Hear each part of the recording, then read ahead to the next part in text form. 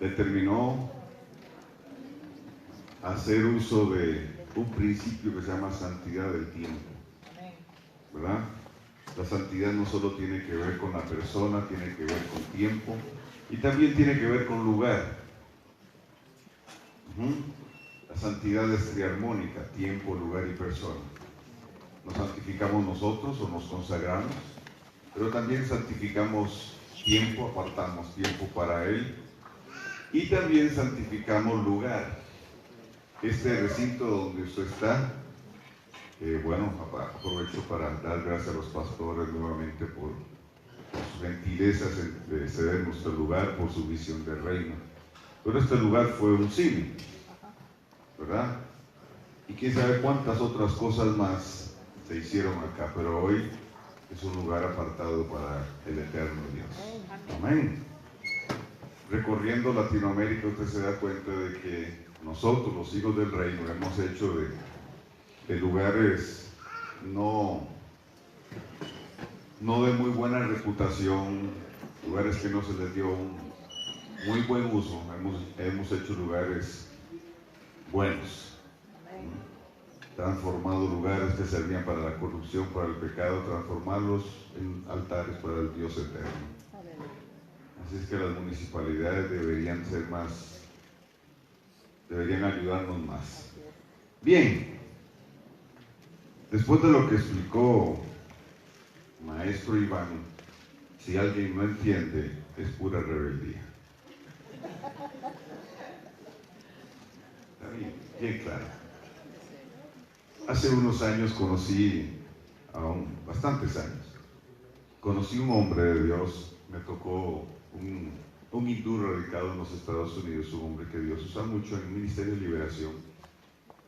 Y en aquel momento la congregación donde yo estaba lo traía. Entonces me tocó a mí servirle, entonces lo iba a traer al hotel, lo llevaba a las conferencias. Y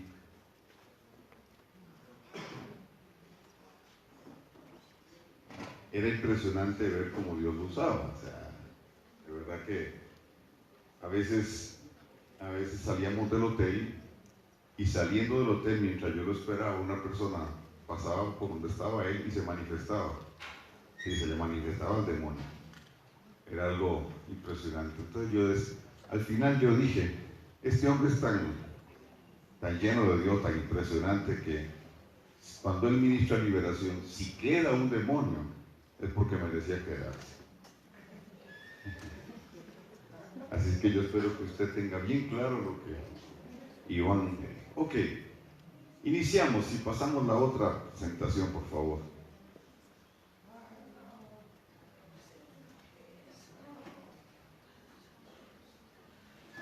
Ok. Si tienes el reloj correcto, te dará la hora correcta y no llegarás tarde a la cita. Si tienes el mapa correcto, llegarás al lugar señalado. Si tienes el plano correcto, lo que edifiques estará alineado al diseño del Eterno. No es suficiente creer. Hay que tener el reloj correcto, el mapa preciso y los planos del diseño original. Amén. Amén. Ok. Quiero iniciar diciendo de varias cosas. La primera es que me tocan a mí las festividades de otoño. Y ya le voy a mencionar cuáles son, si no lo sabe. Y hay mucho que decir porque estas todavía no han tenido un cumplimiento profético. Entonces, hay mucho que hablar, mucho que decir y muy poco tiempo para hacerlo. Digo muy poco tiempo porque, ¿verdad? Si usted vio, Iván no lo dijo, pero él tuvo que reducir de 150 presentaciones a, de acaso, 25 o 27. Pero bueno. Entonces, yo lo voy a hacer de la siguiente manera. Yo voy a usar los nombres a través de los cuales se conocen estas festividades de otoño y el significado o la proyección profética que nos plantea. ¿Okay? Recordemos que las festividades bíblicas, las festividades de Dios, que no son fiestas de los judíos, vuelvo a aclarar, son nuestras festividades, tuvieron un cumplimiento histórico, ¿verdad? Tuvieron un cumplimiento en Yeshua, pero tienen una proyección profética. ¿Sí? Cuando la gente dice, no, es que ya las fiestas se cumplieron, no entiende de qué se trata el asunto.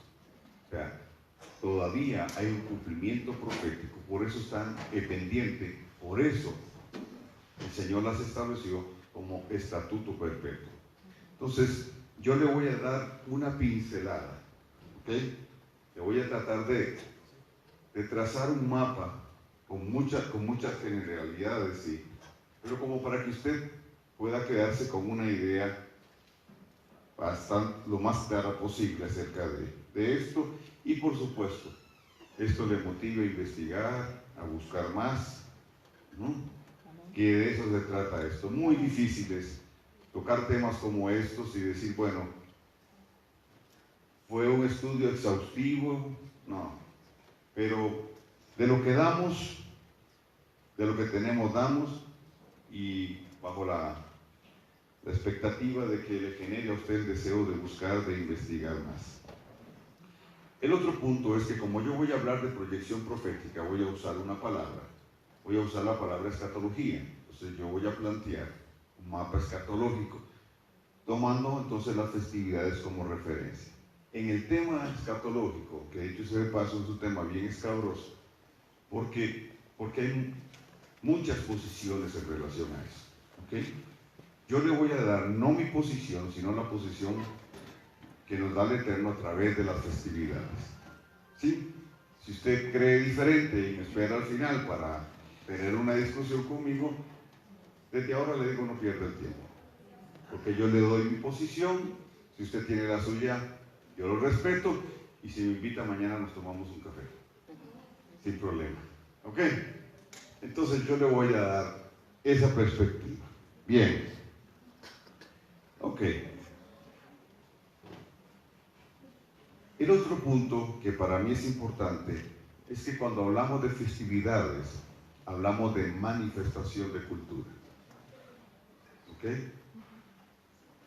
Es nuestra cultura, son las fiestas de la cultura del reino.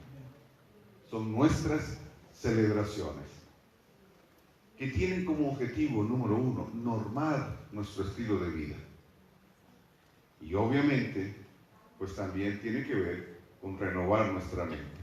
Todo el proceso de sacar la levadura de nosotros está relacionado a la instrucción del Dios eterno. Entonces, la instrucción, a través de los principios que encierra la festividad, ayudan a generar esos cambios. Entonces, no es celebrar una fiesta bajo la idea, por ejemplo, de como celebrar el cumpleaños. Hoy cumplo años, entonces ya mañana me olvidé. Y entre más años se cumplen, mayor es el olvido.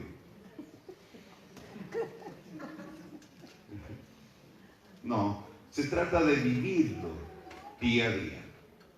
Si usted vio lo que presentó el maestro Iván, tiene que ver con principios de vida.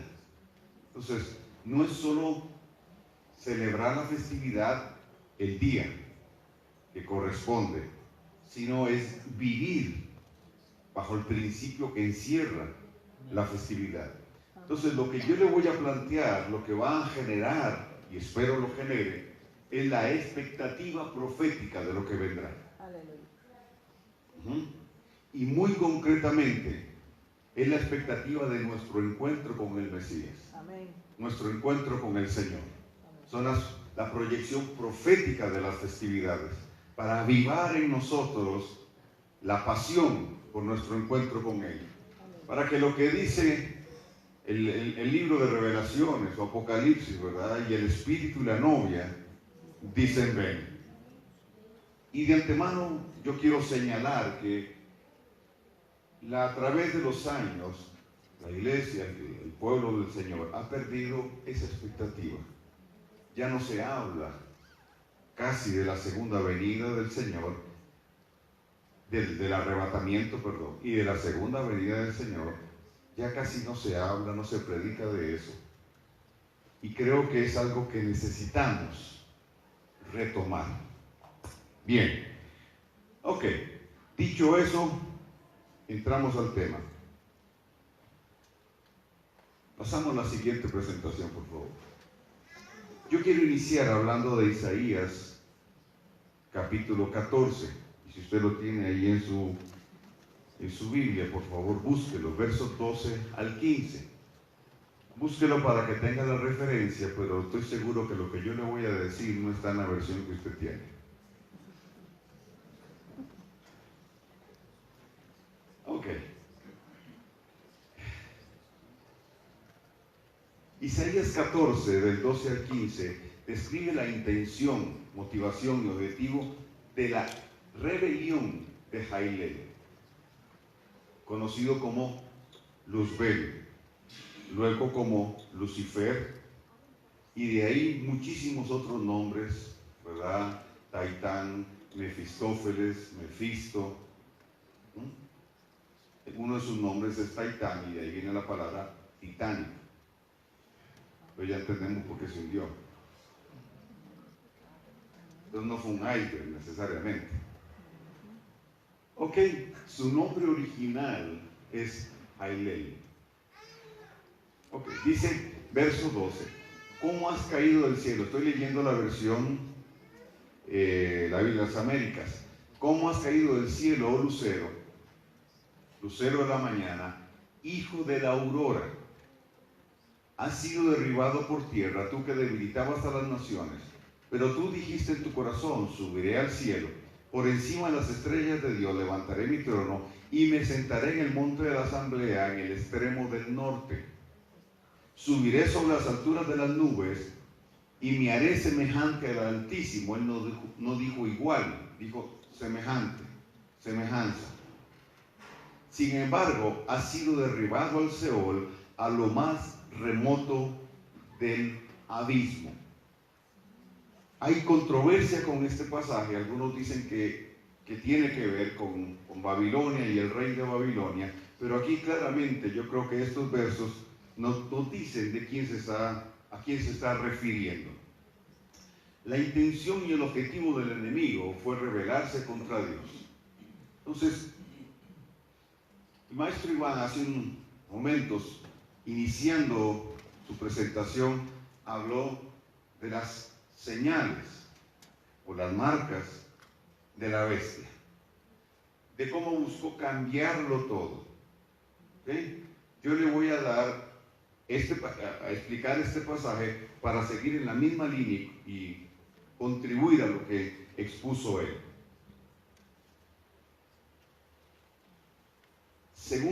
Pasamos la otra, por favor.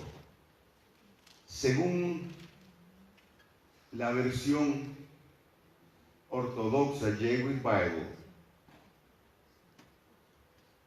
dice lo siguiente: porque dijiste en tu lev, hebreo, corazón, subiré, Alá, sin H,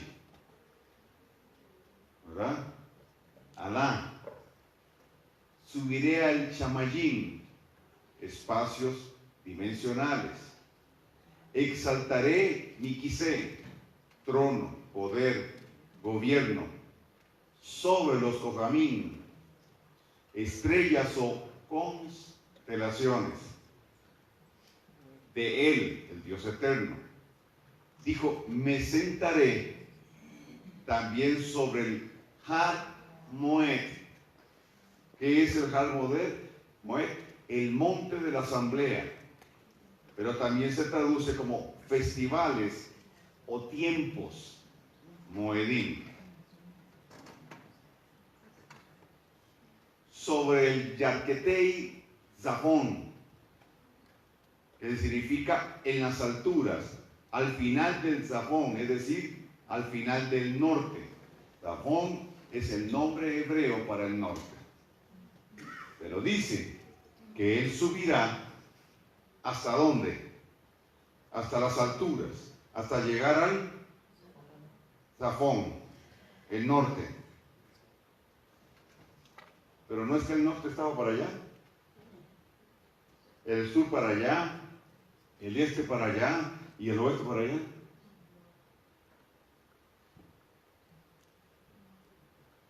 Eso fue lo que nos dijeron, pero no es lo que el Eterno dice. Recuerde que una de las premisas que estamos usando es el mapa equivocado, el plano equivocado, el reloj que marca las cosas, que marca la hora al contrario. Entonces, según yo estoy leyendo aquí, el norte queda hacia arriba. Y usted dirá, ya me dijeron que no Semana Santa, que no el domingo, y ahora me vienen a decir que el norte no está a nivel horizontal, sino hacia arriba. Bueno, no lo digo yo, ahí está, se lo estoy leyendo. Sí, yo lo único que hice es ponerle los paréntesis como para explicar lo que ahí está diciendo. Ok. El 14 dice, subiré, es ascender. Cuando usted lee lo que sucedió en el huerto del Edén, cuando dice, y comieron del fruto, comer tiene que ver con ascender. No es comer de comida, no era una manzana. ¿Usted creía que era una manzana? No fue una manzana. Tiene que ver con conocimiento, tiene que ver con dimensión, tiene que ver con revelación, tiene que ver con accesar a un lugar donde se servía como si fuese comida, un conocimiento, pero les estaba prohibido. Entonces aquí dice, subiré, ascenderé, dice, sobre las alturas. La palabra hebrea ahí es plataforma del culto.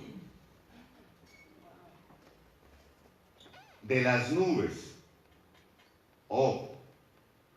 Se traduce como densidad, oscuridad, tinieblas. Me haré como el león, es decir, el más alto. Pero luego viene la sentencia. Sin embargo, llevado o arrojado al Seol, a las profundidades más bajas del pozo. Todo esto es hebreo. ¿Ok? No, vamos a ir despacio entonces ahora.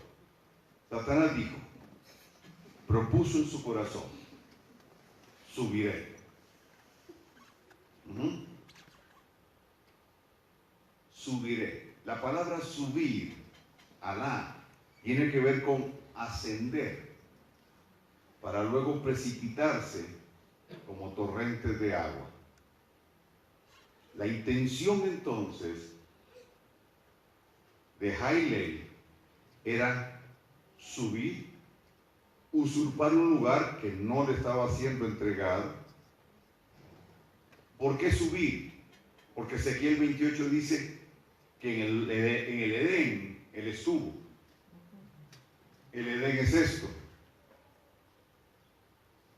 Él fue establecido acá con una asignación.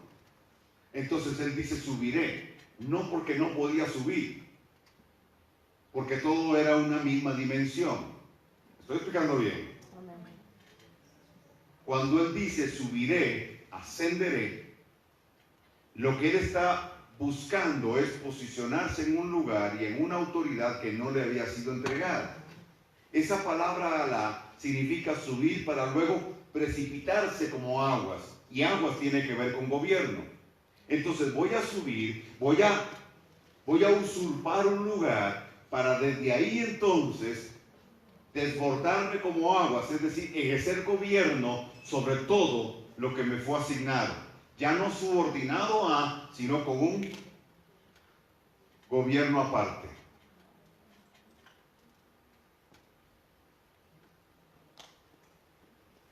Ahora, dice, al chamayín, es decir, él tenía que cruzar un espacio dimensional.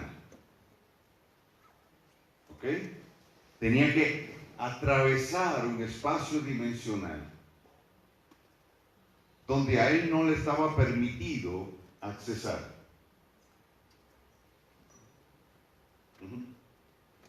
Nuestro Padre es Rey.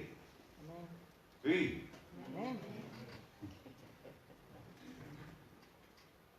Y no se accesa al salón del Rey sin audiencia. A veces nosotros, bueno, los costarricenses, yo sé que aquí en Ecuador no pasa eso. A veces somos como ligeros en la presencia del Señor. ¿Sí? Y pareciera ser que el Señor es como el muchachito de los mandados. Y hay cierto nivel de irrespeto que a veces impide que nosotros podamos no solo tener la relación con el que deberíamos tener, sino también que Él pueda manifestarse en nosotros y a nosotros y a través de nosotros como Él quiere hacer. Bien, entonces Él iba a ascender. Y luego dice, en su intención, exaltaré mi quisé, ahí lo confirma, trono, poder, gobierno. ¿Sobre qué? Sobre las estrellas. Pero usted sabe que las estrellas están agrupadas en constelaciones.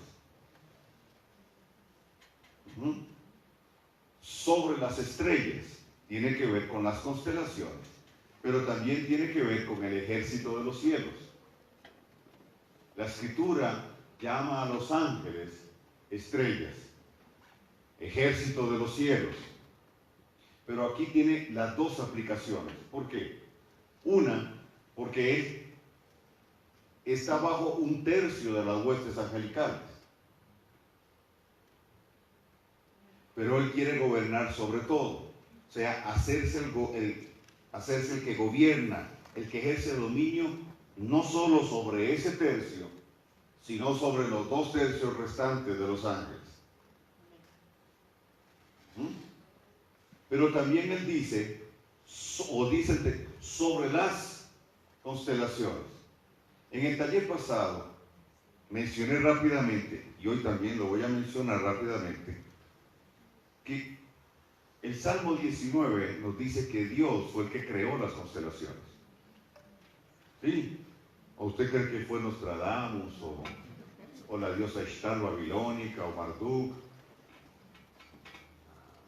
¿Ah? ¿O Walter Mercado? Las constelaciones las creó Dios.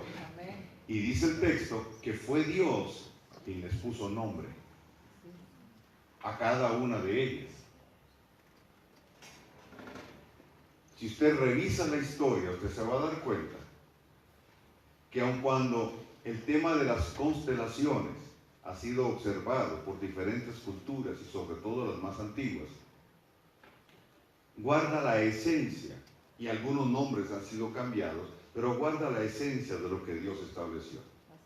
El zodíaco de Dendera, el zodíaco egipcio, que es el más antiguo, empieza con Virgo y termina con Leo. ¿Con cuál signo empieza el zodíaco convencional y moderno? Ahora no sabe. Y ahora no, ahora ya se le olvidó eso. Con Aries. ¿A quién representa Aries? El carnero, el chivo, el símbolo del otro. Si usted revisa la historia, usted se va a dar cuenta que en Egipto, frente a las pirámides, hay una esfinge con rostro de mujer y cuerpo de león. Lo que está hablando es del zodiaco. Empieza con Virgo y termina con Leo. ¿Por qué? Porque si yo tomo los nombres de las estrellas fijas de esas y las 48 constelaciones básicas, se me forma un mensaje. Y si yo uno los mensajes, lo que tengo es el plan de salvación. Virgo me habla de la simiente que desciende. Los nombres de las estrellas fijas de la constelación de Virgo forman la frase: la Virgen concebirá y dará a luz su vástago. La estrella más brillante de esta constelación está en la mano derecha de la mujer. Se llama Espica, y Espica significa la simiente que vendrá. O sea, no está hablando de la Virgen María, no está hablando de Isis, no está hablando de Ishtar. Está hablando de Miriam, aquella doncella de 14, 15 años, que fue escogida por el Eterno para que llevara en su vientre al Salvador. Y si vamos hasta allá, a Leo, al final, Leo nos habla del guerrero que regresa vencedor para gobernar sobre todo. Está hablando de la segunda venida del Señor. Aleluya. Aleluya. O sea, cuando usted salga allá afuera en la noche, échele un vistazo a las estrellas y dígale a Satanás: ya sé que no es como me dijiste. Las constelaciones no fueron diseñadas por Dios para adivinar el futuro. El plan de salvación está trazado en las estrellas. Aleluya. Amén. Entonces, cuando usted ve las estrellas, cuando usted ve las constelaciones, aunque no las identifique, bueno, en este momento Orión se ve bien clarito. Aunque no las identifique, usted sabe que lo que está ahí habla de usted. Y que usted es un testimonio vivo de que lo que Dios trazó ahí se ha cumplido. Amén. Se seguirá cumpliendo. Aleluya. Claro, para hablar de las 48 constelaciones necesitaríamos por lo menos 3 días. Invirtiendo 4 o 5 horas cada día para ver una por una de las constelaciones. Una vez empezando un seminario así como este, inicié con un comentario como este. Se pararon 3 personas y se fueron, pero dejaron un mensaje. Dijo: yo no vine aquí a oír una clase de astrología. Yo creí que aquí lo que se enseñaba era Biblia. Pues a veces tenemos el problema. Venimos con prejuicios a oír un seminario y entonces no estamos tan abiertos para que seamos confrontados por la verdad de Dios. Ok. ¿Por qué le menciono eso? Porque la intención de Luzbel era subir y ejercer gobierno sobre, influencia sobre el plan de Dios. Cambiar, distorsionar. Sigo leyendo acá entonces. Dice, los Ogabim del Eterno. Dice, me sentaré también aquí. Me sentaré sobre el Har Moed, es decir, el monte, la asamblea, pero tiene que ver con festivales o tiempos, los Moedim. Iván ya mencionó Génesis 1:14, cuando el eterno Dios crea las cosas. Voy rápido aquí. La tierra estaba anegada por agua y las tinieblas la cubrían. O sea, no es que estaba a oscuras, es que estaba bajo gobierno. Cuando Satanás es arrojado, cuando el juicio de Dios empieza con él, porque no ha terminado, dice la Escritura que lo arrojó al abismo, a las partes bajas.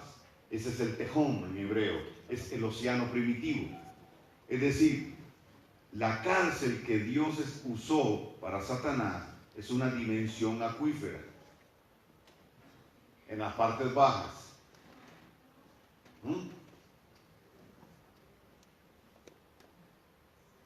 Luego viene el proceso de restaurar, Génesis 2 en su parte B, todo lo que Dios había creado. Entonces, al estar la tierra anegada por agua, nos habla del gobierno de Satanás, de Jailel, sobre todo lo creado. Entonces Dios empieza a trabajar para llevar a la restauración todo lo que fue creado, llevarlo al diseño original. Y lo primero que Él hace es hablar la palabra y enviar la luz. La luz es la palabra. Y empieza el proceso de separar. Separar. Y dice que separa las aguas de arriba de las aguas de abajo. Si aguas es gobierno, esto proféticamente nos está evidenciando y representando que el eterno Dios retiró su autoridad de gobierno de Luzbel. Lo que es mío, lo recojo. Las aguas de arriba. Y luego entonces se crea la expansión. Usted tiene que tener en mente que estamos en un juicio. Ese juicio no se ha terminado. Todavía Él no ha sido arrojado al lago de fuego. Estamos en la etapa del despojo, porque Yeshua le venció en el madero. La segunda parte del juicio. La tercera parte aquí está con nosotros. Nosotros estamos en el trabajo de despojar. Somos notificadores, dice Pablo en Efesios 3. Estamos dándole a Satanás, a las tinieblas, la notificación de que no tienen ningún tipo de derecho, de que fueron vencidos en el madero. Amén. Y que hay un botín por el cual nosotros vinimos. Amén. El reino de Dios se está estableciendo acá y usted y yo somos embajadores de ese reino. Amén. Y entonces le notificamos a Satanás que lo que tiene allá afuera no le pertenece. Amén. Aleluya. Ok, entonces volvamos atrás otra vez. Cuando Él separa, el Eterno separa, dice que entonces crea las lumbreras. ¿Para qué las crea? Para marcar tiempos. ¿Cuáles tiempos? Los Moedim de Dios. Y luego dice el día y la noche, pero no como algo separado. Está bajo la misma idea. Porque hay quien dice, no, el sol y la luna están para marcar los días. No, están para marcar los Moedim, que se determinan a partir de día y noche. Entonces, ¿qué son los Moedim? Son las convocatorias de Dios. Son las festividades de Dios. Tiene que ver con el calendario de Dios.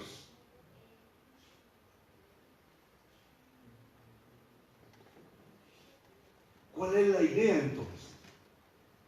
Satanás busca ascender para ejercer gobierno sobre lo creado,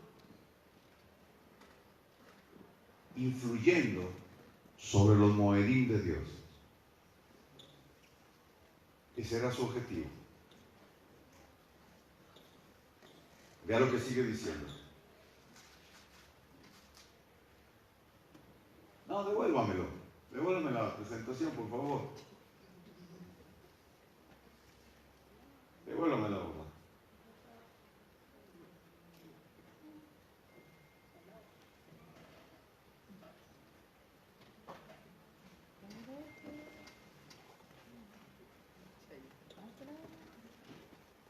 Atrás la presentación anterior.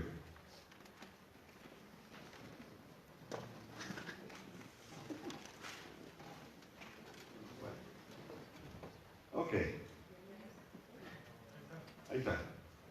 No, la anterior, por favor. La que sigue. La anterior a esta. Ah, la que sigue, perdón, sí. Una más. Ahí, déjenmela ahí. Ok. Y luego dice, sobre el Yarketei Tzafón, es decir, en las alturas, al final del norte. Ajá. Al final del norte. Quiere decir que dentro de esta cosmovisión profética. Usted está parado sobre el sur. Y el norte está arriba, lo cual nos plantea que son puertas dimensionales. No es el tema, ¿verdad, Ivancito? En algún momento lo hablaremos a fondo, pero ponga cuidado a eso. Si este es el sur y arriba el norte, en la dimensión de lo eterno, ¿qué con el este y el oeste?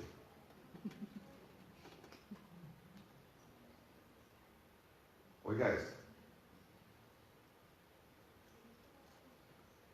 Sosténgase la cabecita, sosténgase, porque no le vaya a pasar algo así.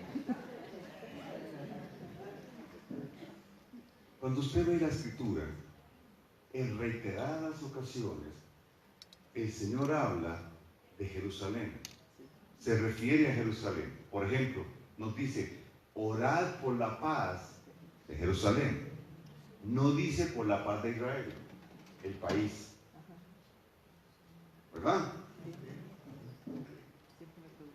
Cuando habla de Melquisedec, dice que era rey de qué? De Salem, de Jerusalén. Pero no la Jerusalén de acá porque todavía no estaba. Pero la de arriba sí estaba. Quiere decir entonces que hay un alineamiento entre la Jerusalén de arriba y la Jerusalén de abajo. Lo cual nos lleva a otro punto. Siempre, Dios le establece a su pueblo, a los que están en la diáspora, por ejemplo, al judío tradicional, la casa de Judá, que cuando oren, que cuando canten el Shema, se alineen hacia el este. ¿Por qué? Porque el este está en Jerusalén. Pero entonces, quiere decir que desde cualquier punto del globo terráqueo, Jerusalén estará al este. Porque no especifica. Mira, si estás en el norte, alineate al este. Si estás en el sur, alineate al este. Sino que no importa dónde estés, el este será Jerusalén.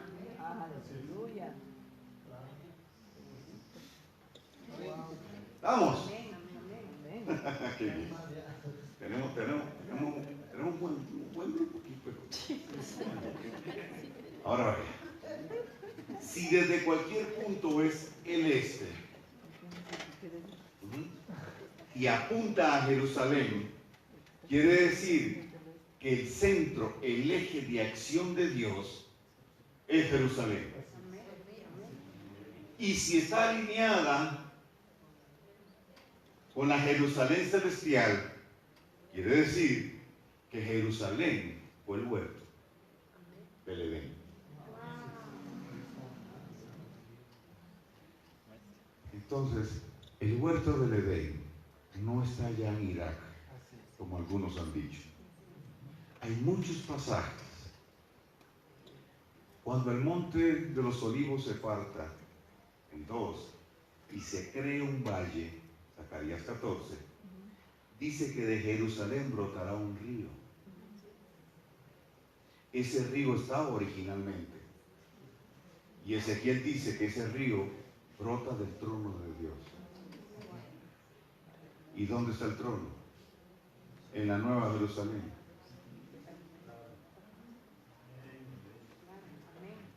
Como el Señor tuvo que poner un ángel y una espada blandiéndose por el pecado, la transgresión de Adán y Eva, ¿recuerdan? El río se secó, pero ese río volverá a correr. Gloria a Dios. Ese río volverá a correr. Gloria al Eterno. Ese río volverá a correr y llevará sanidad a las naciones, porque llegará a los mares, sanará las aguas. Está hablando del milenio. Gloria bendita. ¿Sí? Dice la escritura en Hebreos que Yeshua abrió un camino para nosotros. Por tanto, podemos entrar confiadamente. ¿A dónde? De la gracia. ¿Está hablando de qué? Cuando los cielos se abrían, la Shekinah se posaba sobre el tabernáculo, sí, sobre el lugar santísimo, pero no era sobre él, ¿era sobre qué? Sobre el arca del pacto, ¿sí o no? Amén. Hoy ya no está vigente esa arca, ¿o sí? Sí. Bueno, ya nos lo explicaron. Nosotros somos el arca. Amén. Amén. Amén. Ah, ok. Pero la Shekinah de Dios se posaba sobre ese lugar. ¿Por qué el Señor mandó a cerrar? Bueno, no cerró la puerta, puso un ángel ahí y una espada blanca para que no accesara a quién. El que dijo subiré. Ajá.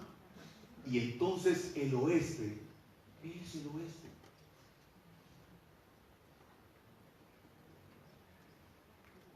¿Qué es el oeste? Es la puerta de acceso, dimensionalmente hablando, al este, para poder llegar al sur y ascender al norte.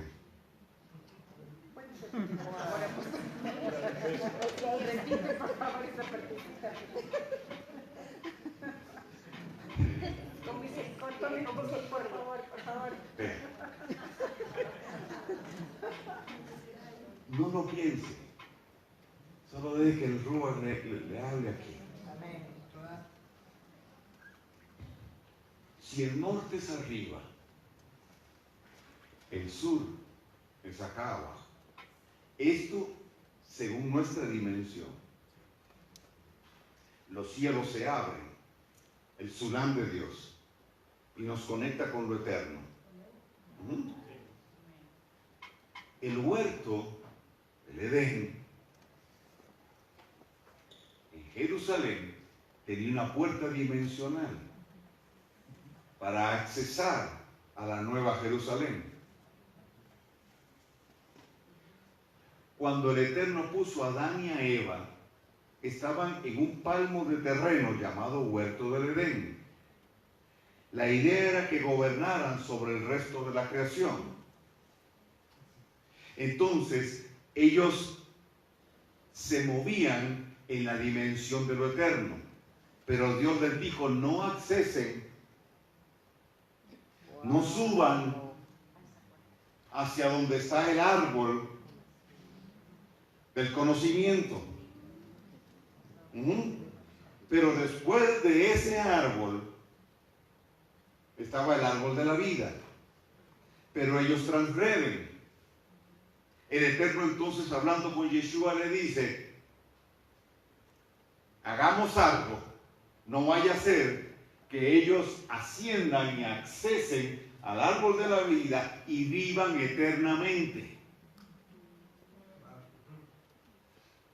El Señor entonces pone un ángel y una espada en esa puerta. ¿Dónde está la puerta? No. En Jerusalén. ¿Me sigue?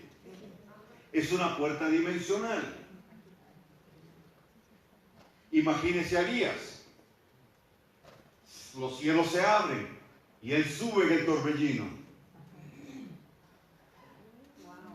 Imagínese a Moisés. Satanás pelea por su cuerpo para que no ascienda, porque es uno de los dos testigos del capítulo 11 del libro de Revelaciones o Apocalipsis. Ya me metí aquí. Le dije, Iván, no vamos a entrar ahí, Iván. Pero vean, entonces, ese es el lugar donde el que Dios, el Eterno, escogió para tener el huerto, pero también es el lugar que sirve hoy como termómetro profético para saber en qué tiempo, según el reloj de Dios, estamos. Sí. Entonces Dios nos dice, oren por la paz de Jerusalén. ¿Usted cree que la mezquita de Omar está ahí porque, ¿por qué? Porque el eterno Dios la tiene ahí todavía.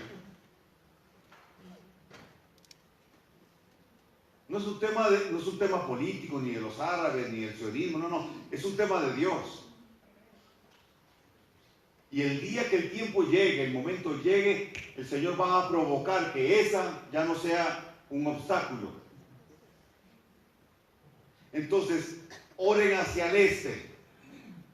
Pero resulta ser que el este es la referencia a la puerta de entrada a la Nueva Jerusalén. Pero cuando venga el arrebatamiento para llevar a la novia a celebrar las bodas, donde quiera que estemos en el globo terráqueo, vamos a poder accesar a la puerta sin necesidad de tener que viajar en un avión el resto de horas hasta Jerusalén. ¿Por qué? Porque el oeste es una puerta que va girando, pero te conecta con el este, con Jerusalén, para levantar.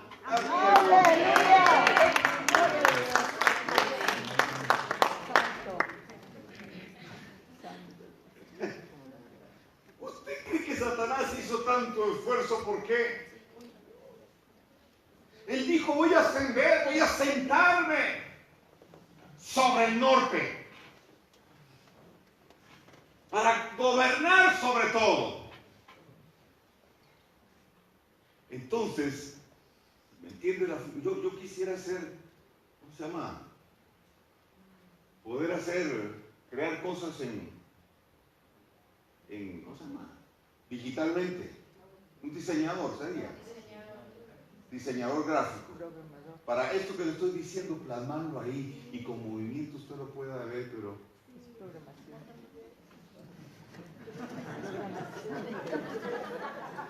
Hasta aquí me da. Hasta aquí me llegó. Así que si usted conoce a alguien que me pueda ayudar con esto. Vean. Entonces, olvídese del punto cardinal, de los puntos cardinales convencionales.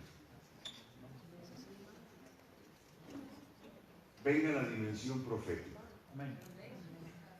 Entonces, usted lo que tiene es una L. Norte, sur. Este y oeste. Entonces, usted accesa al este no en un avión, sino en un ducto, en un paso dimensional. Es la puerta a un portal. El portal no es la puerta. El portal es un corredor. Entonces, cuando suene el shofar,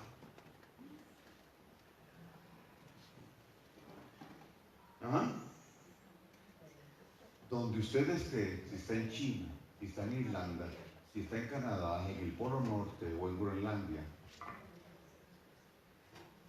ese ducto se va a mover. Y como una aspiradora, muy bien, Martín, como una aspiradora, te va a jalar.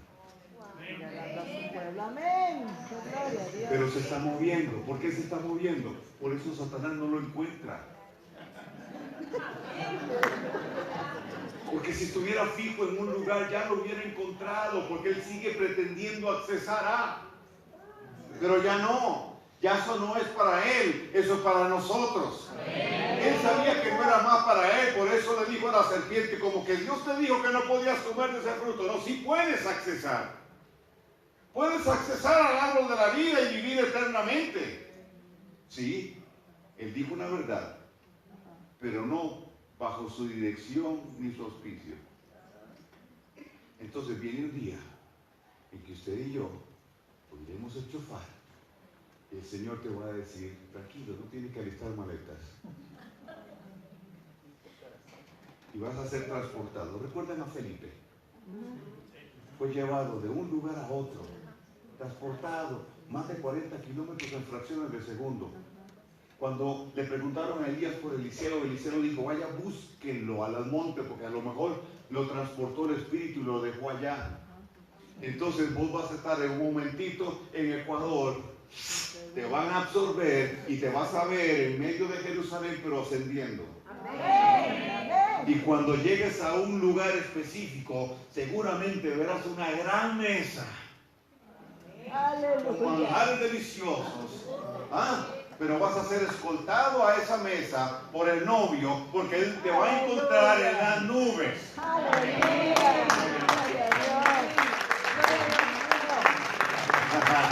Y esto no le emociona. Ahora vea esto. Entonces Luzbel dijo, subiré, es decir, ascenderé sobre las alturas. Esto significa plataforma de culto. ¿De qué está hablando? Me corrige el maestro Iván si me equivoco. Está hablando del tabernáculo celestial, la plataforma del culto, pero también está hablando de su intención de ser él adorado.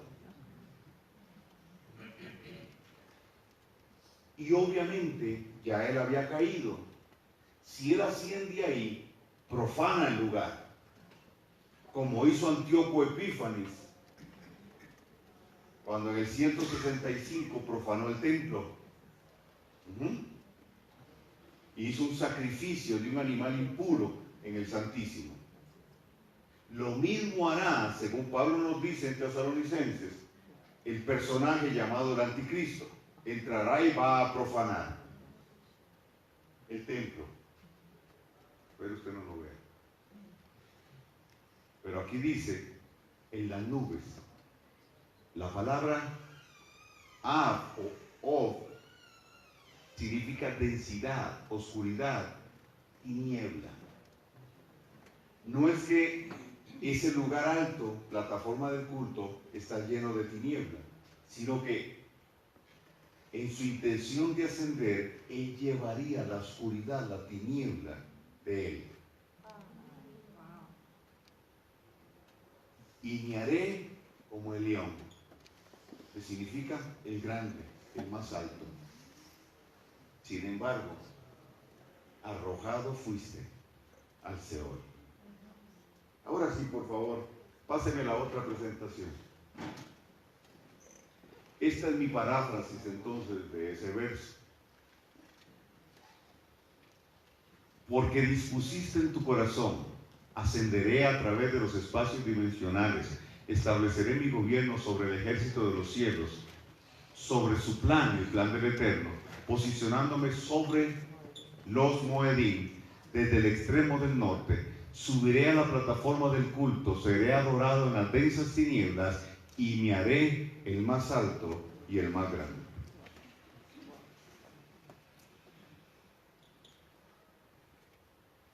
¿Por qué entonces Satanás tiene como objetivo ascender para poder ser glorificado? Pero su gran estorbo son los Moedim. Y lo sigue siendo hoy. Porque los Moedim son el mapa profético de Dios, que te llevarán a la ruta correcta.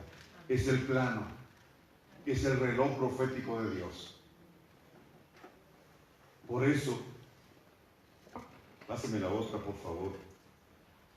En Daniel 7:25, hablando del sistema babilónico y luego de su líder, dice, hablará en contra del Altísimo y oprimirá a sus santos y tratará de cambiar las festividades y también la Torá. ¿Qué quiere decir eso? Estableció su propio calendario. Y yo creo que mejor no pudo haber sido dicho, así como lo dijo. Son las marcas de la bestia. Yo creo que eso no hay forma de adornarlo, de dorarlo. No hay forma de que sea suavecito. es así de radical. Es un calendario que estableció las coordenadas equivocadas, que da la hora incorrecta. Babilonia y su sistema han trabajado para desarrollar su propio calendario, sus propias fiestas y generar distorsión, creando un reloj que marca otro tiempo. Un mapa que no lleva al lugar señalado y un plano del antidiseño, provocando un desfase en el tiempo y así desalinear a los hijos del eterno Dios. Entonces, cuando son los tiempos de convocación de Dios, ¿dónde está su pueblo? ¿Dónde están los que le alaban? ¿Dónde están los que dicen son sus hijos? ¿Dónde están los que dicen que están estableciendo el reino? Cuando Él hace sus convocaciones. Cuando Él dice, ok, según mi calendario, este día toca Pesa. Entonces, ¿dónde están los hijos de Dios? ¿O celebrando Viernes Santo? ¿O todavía atrapados en el concepto, en la idea?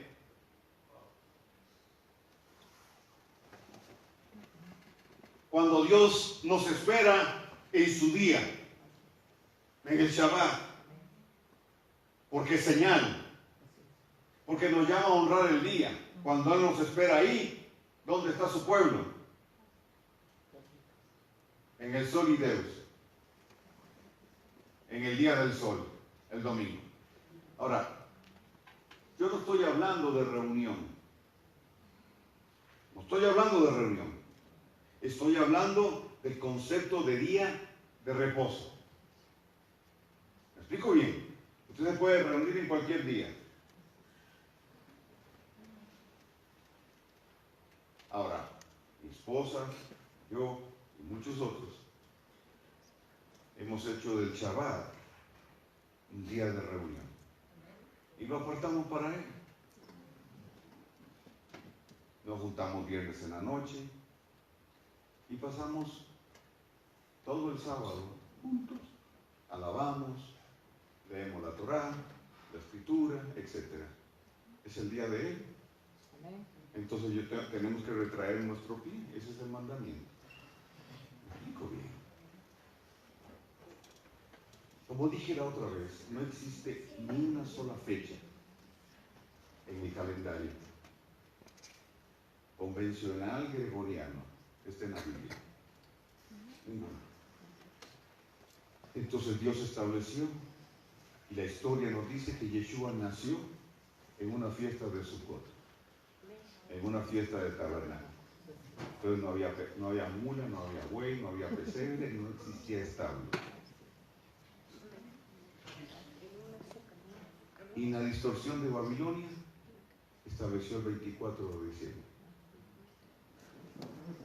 como el inicio y el 25 de diciembre como la celebración del día del nacimiento. Entonces, mientras el pueblo de Dios está el 25 de diciembre celebrando, Dios dice, hey, ¿qué están celebrando?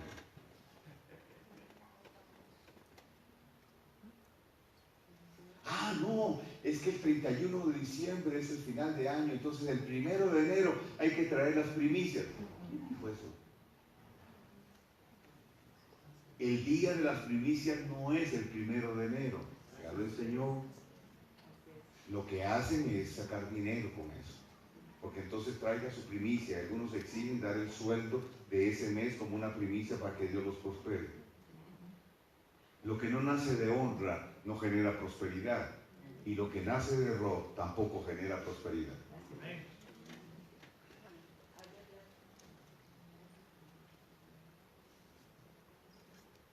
El tema no es la tierra para sembrar,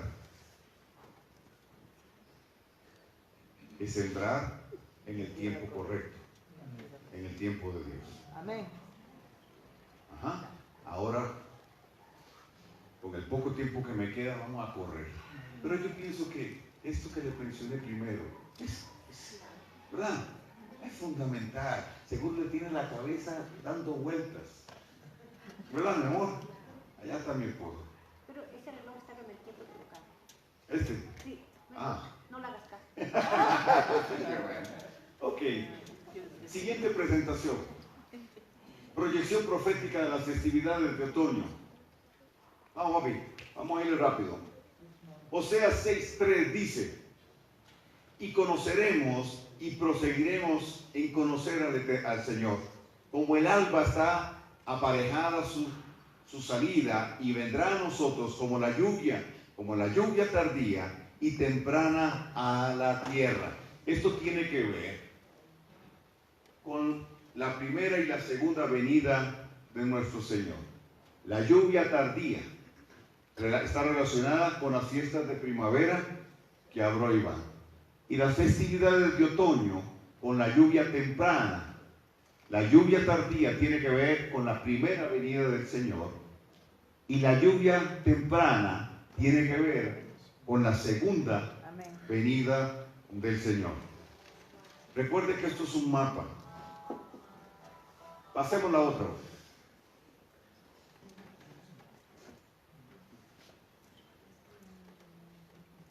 La siguiente, ¿no? Ok. Ay, la letra blanca, se me olvidé. Ok. Aquí dice arriba festividades bíblicas. Ok. Las fiestas de primavera las mencionó Iván: Pesaj, Shavuot, primicias, panes sin levadura, cumplidas en la primera venida del Señor. Pero luego tenemos las fiestas de otoño: Yom Teruah, Yom Kippur y Sukkot. ¿Ok? Estas están por cumplirse proféticamente. Y otras dos festividades, que son Purim y Hanukkah, que no fueron entregadas a Moisés, sino que vinieron después. Hanukkah, por lo que sucedió en el 165, la invasión de los asirios, y creo que ustedes conocen el asunto, y la fiesta de Purim, basada en la experiencia de Esther. En las dos ocasiones, el eterno Dios sobrenaturalmente metió su mano. Yeshua las celebró, por tanto las validó. ¿Ok? Los principios que encierran nos acompañan. Purim significa victoria plena. ¿Qué es victoria plena? A ver, ¿cuántos de ustedes le darían al enemigo la ventaja? ¿Le darían al enemigo ventaja? ¿O no? Ponga cuidado. Purim plantea que le podemos dar al enemigo la ventaja en el tiempo que escoja cuándo pelear, lugar que escoja dónde pelear, persona que escoja con quiénes pelear, porque con todo y eso nosotros somos más que vencedores. Amén. Eso plantea Purim. Tenemos una victoria plena. Por eso yo digo que no estamos en una guerra, sino en una batalla. Porque la batalla es la estrategia del despojo después de una victoria conseguida. La guerra es un enfrentamiento entre dos fuerzas iguales a ver quién gana. Esto ya está definido. Amén. Estamos en el equipo ganador. Aleluya. Entonces no peleamos para ganar, peleamos para despojar. Aleluya. Es muy diferente. Aleluya. Y la fiesta de Hanukkah nos habla de consagración. Entonces no es un día, bueno, la fiesta dura 8 días. Bueno, no son 8 días de consagración, son 366 días de consagración. Amén. Usted dice, pero son 365, sí, por si acaso.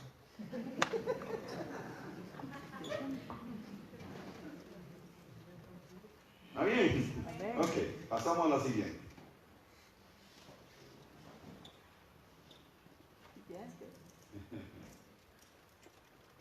Ahí está. El leo más rápido lo ves. Ok. Déjeme plantear esto. Olam Hasé y Olam Jabá. ¿De qué habla? El Olam Hasé se refiere a la era común. Es decir, donde usted y yo estamos hoy. Esta es la era común.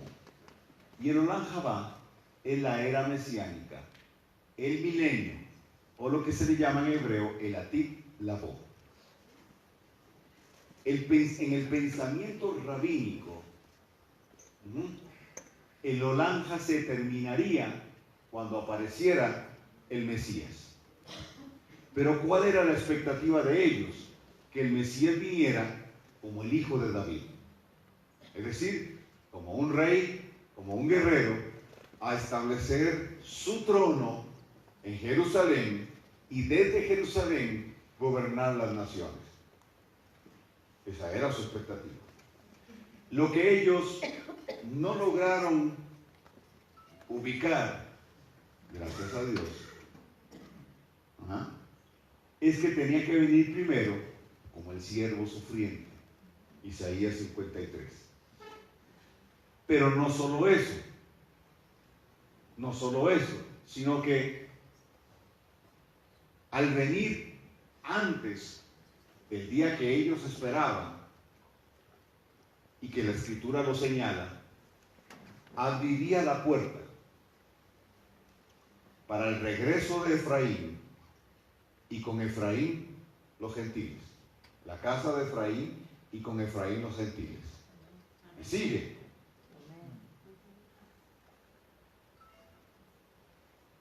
La expectativa que ellos tenían se vio traicionada. Pedro, no el pastor Pedro, el apóstol Pedro, que él es apóstol también, pero el Pedro de la Escritura era celote. Y él tenía la expectativa, como todo celote, el Mesías viniera como un rey, con un ejército. Cuando van a apresar al Señor en Getsemaní, ¿qué hace Pedro? Con una espada le corta la oreja a un soldado.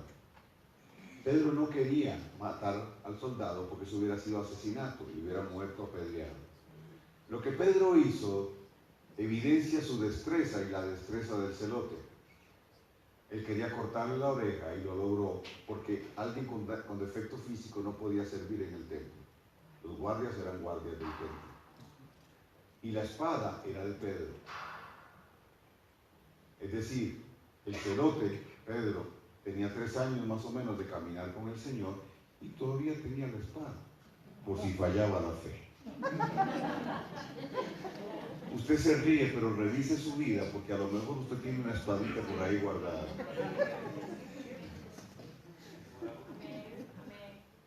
Cuando el gallo canta, si es que fue un gallo el que cantó,